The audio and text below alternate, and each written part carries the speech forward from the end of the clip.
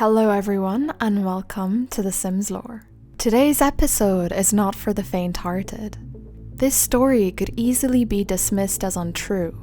Some say it can't be real.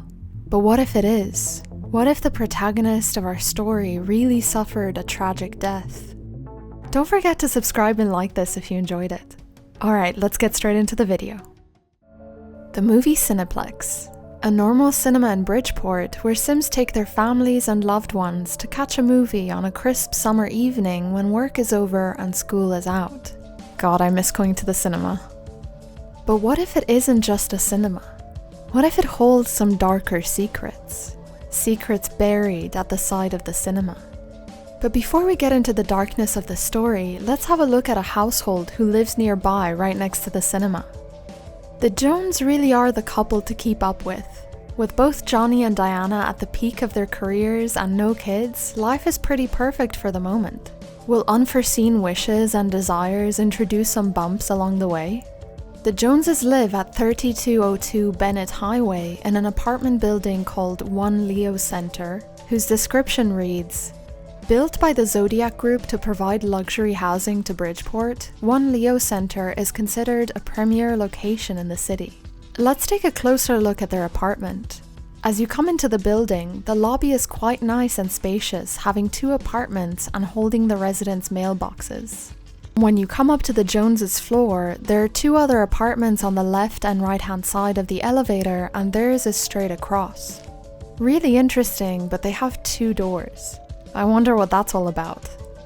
When you first come into their home, you're greeted by the incredible view. You can also quickly notice their breathtaking balcony, fully equipped with a jacuzzi, lounges, and a top-of-the-range audio system propped on patio furniture.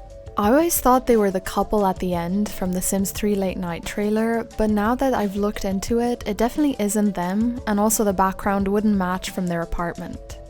I had a look around, and this could possibly be from this empty property right here called the Sugar Cube at 223 Windsor Drive, which has a jacuzzi, some sun loungers, and other patio furniture.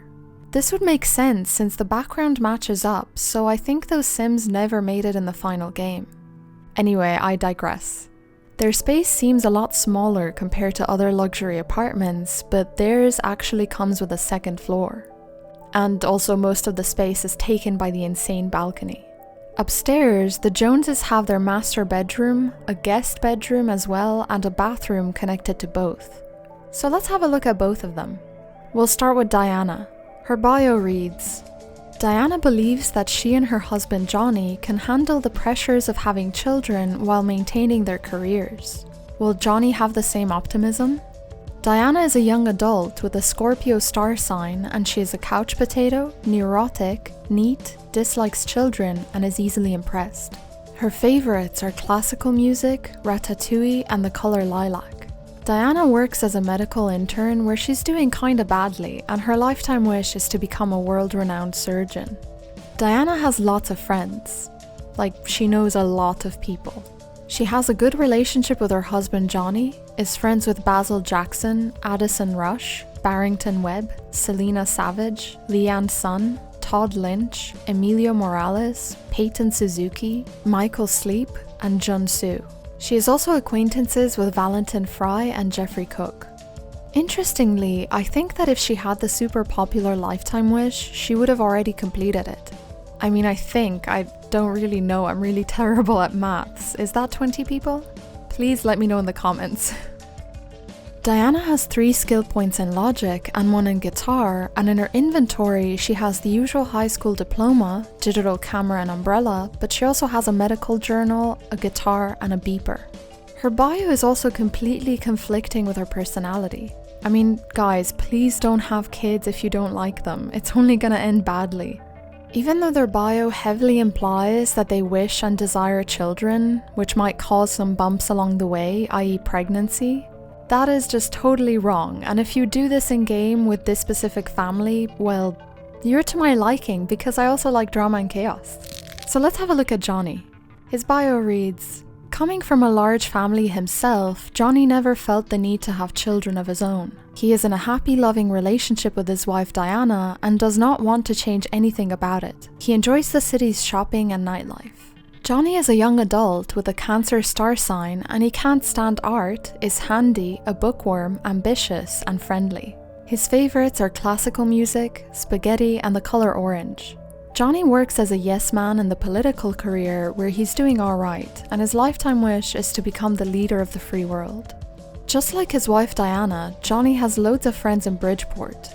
He has a good relationship with Diana, is friends with Todd Lynch, Michael Sleep, Selena Savage, Emilio Morales, Basil Jackson, and Barrington Webb. He's also acquaintances with Leanne Sun, Addison Rush, Lenny Shutter, Peyton Suzuki, Katrina Palla, and Kirby Wise. Johnny has 3 skill points in charisma and 1 in guitar, and in his inventory we can find the usual, and also a guitar and a book titled How Rain Built the World. Not much going on for these two, they seem to be enjoying their married life. It would be terrible if someone was to just ruin that for them.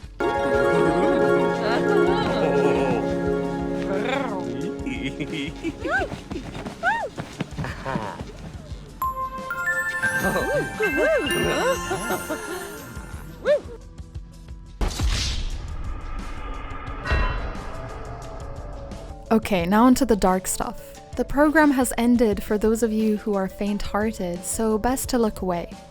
Or face your fears and help my watch time. The Cineplex seems like a great place where you could take your family, friends, or a date. That's until you go down the side alleyway to throw out your popcorn bag and drink cup. Inside of the small gate, right between the garbage bins, there's a grave. When you hover over it, it reads St. John Frank. So who was he? Why is he buried between 2 dumpsters behind a cinema? Let's quickly have a look at the cinema itself and the surrounding area to maybe get a better idea of what happened to St. John. The movie Cineplex is on 9184 Sterling Parkway, right next to the Joneses apartment building.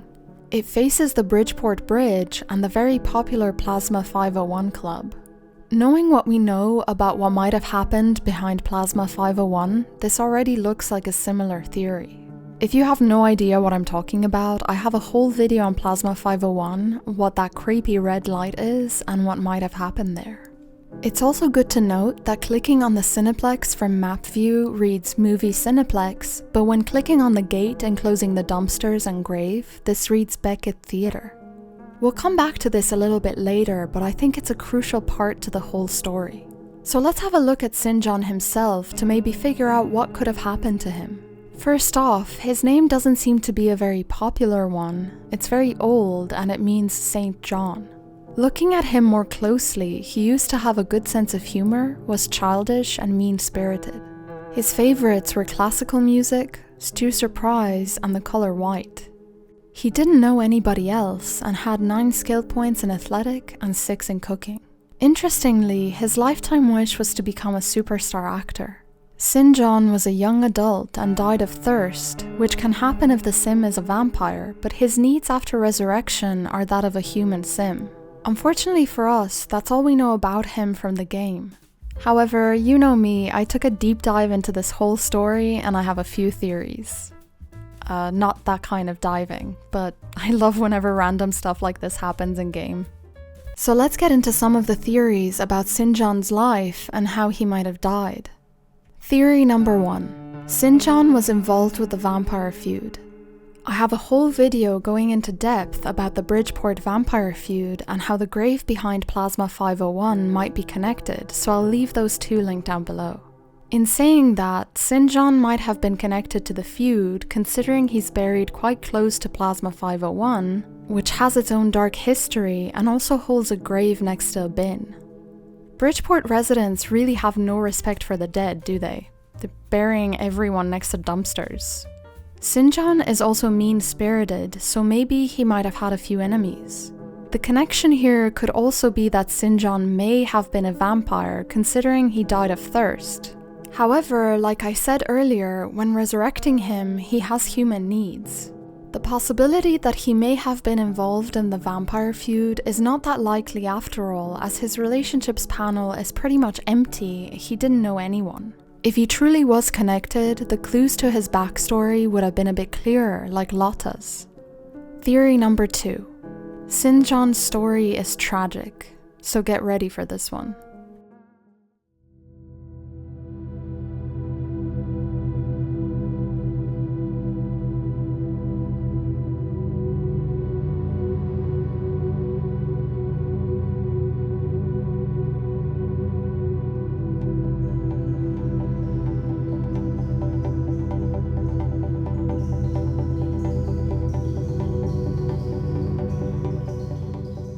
Sinjon's story begins a long time ago, right as the sailors and smugglers migrated and made way for the booming film industry in Bridgeport. Way back, when the Cineplex was actually named the Beckett Theatre, Sinjon Frank was an aspiring actor living with his wife and kids on the outskirts of Bridgeport, on a plot of land his father passed on to him. Sinjon struggled to feed his family, but every day he would go to the Beckett Theatre and beg the playwrights for even the smallest role, just to be able to be on stage. He would stand in front of the theatre day and night, people passing by him trying to perform for some money for his family. Things got so desperate that his wife and child were going hungry for too long, so she left him to go live with relatives who could help out. Despite all of this, Sinjon remained hopeful that one day he'll get to be in a play, that he'll get to become a superstar actor and rub shoulders with the likes of Matthew Hamming Sr. Unfortunately for Sinjon, things didn't quite go his way. One night, he was so thirsty and hungry that he passed away while he was trying to dumpster dive in the theatre's gated dump. The owners of the theatre buried him there as a sign of respect and regret that they let a man starve to death. But hey, this is just my theory. You could still totally go for the first theory about the vampire feud. Theory number 3. Sinjon is an Easter egg. When clicking on the gate where Sinjon's grave is, it says Visit Beckett Theatre, and that name appears nowhere else, which made me think, this is probably a hidden Easter egg, referencing Samuel Beckett's play Waiting for Godot. In the play, 2 characters wearing bowler hats wait for a man named Godot. Spoiler alert, he never shows up. There are many Easter eggs with literary references throughout The Sims, and this must be another one. The Sims team seem to have been familiar with literature and storytelling, something which can't be said for many game developers nowadays. Waiting for Godot is a highly influential play, although somewhat controversial when it was first premiered. The entire play is about the characters waiting around, and this made me think of Sinjon. How he's wearing a bowler hat and waited by the theatre for so long to be in a play that he died of thirst. Those are my theories, and I know theory number 2 is pretty bleak, so I'd love to hear yours.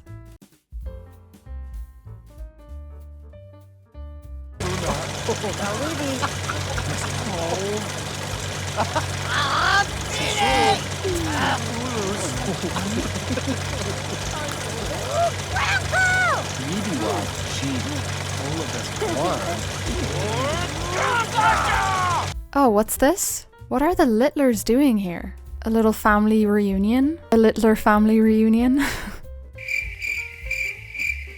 Okay, that was really bad. Please don't unsubscribe.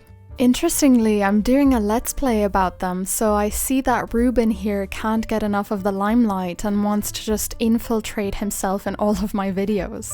I mean, what paparazzi wouldn't want to take pictures of a celebrity standing in front of the cinema at midnight reading a book? Forget the guy who saved a dog from drowning or found the cure for cancer. This, ladies and gentlemen, is where the news is at.